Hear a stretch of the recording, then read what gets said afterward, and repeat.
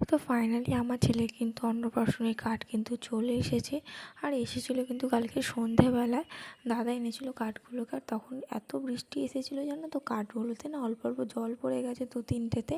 আর তারপর তখন কিন্তু ভিডিও তোমাদের সাথে শেয়ার করা হয়নি, যেহেতু কালকে সন্ধেবেলায় এনেছিলো, অনেক ঝড় বৃষ্টি হয়েছিল।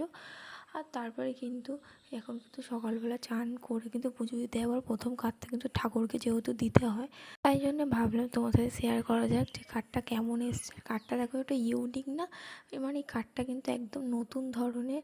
আর সত্যি বলতে গেলে অন্নপ্রাশনের যে কার্ড দিয়ে, এটা আমি প্রথমবারই দেখছি। মানে বিয়েবাড়ির কার্ড দেখেছি এমনি কিছু, কিন্তু অন্নপ্রাশনের কার্ড যে দিয়ে আমি এটা কোনোদিনও দেখিনি আজ পর্যন্ত।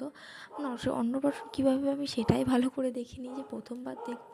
আর এখানে দেখো আমাদের সবার নাম লেখা আছে, এখানে আমার বাবার বাড়ির সবার নাম লেখা আছে, আমার বাপুর, আমার মায়ের, আমার দুটো বোনের, ওর উপরে আমাদের 6জনের নাম লেখা আছে। মানে আমাদের বাড়ির পরিবারের সবার নাম লেখা আছে এই কার্ডেতে। আর ছড়া লেখা আছে। আর উপরে চলে এসেছি পুজো দিতে। দেখো লাল জবা ফুলটা কেমন সুন্দর হয়েছে না।